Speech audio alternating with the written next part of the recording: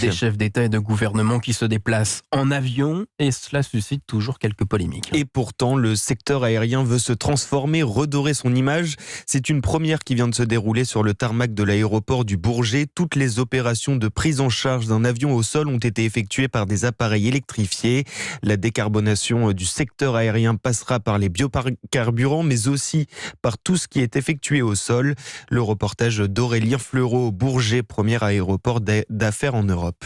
Sur le tarmac, tracté par du matériel qui semble classique, sauf qu'aujourd'hui, il n'y a pas de bruit, tout est électrique. Yves Crespel, porte-parole de TLD, le fabricant de ces équipements. Ça va, on l'a vu, d'un petit tracteur de positionnement ou de repoussage avion. Là, devant nous, on a un tapis à bagages. Vous avez un tracteur de repoussage pour des modules un petit peu plus importants. On sait que sur la durée de vie d'un matériel comme celui-ci, on va sauver à peu près entre 60 et 70% d'équivalent de tonnes CO2. Et les commandes affluent, la part de matériel électrique a doublé en 5 ans pour le groupe français qui a prévu d'arrêter le thermique fin 2024. Une évolution plus simple à d'abord mettre en place avec l'aviation d'affaires, selon Edward Arkwright, le directeur général du groupe ADP. Notre objectif pour l'aéroport du Bourget, c'est d'avoir 100% de l'aéroport qui soit équipé en 2025. Les solutions expérimentées au Bourget serviront à Orly et à CDG. Tout cela permet de réduire les émissions de CO2 de 8% au Bourget. Ce sera le double lors de la prochaine étape en septembre avec cette fois le roulage complet de l'avion grâce à l'électrique. Aurélien Fleureau, spécialiste transport d'Europe.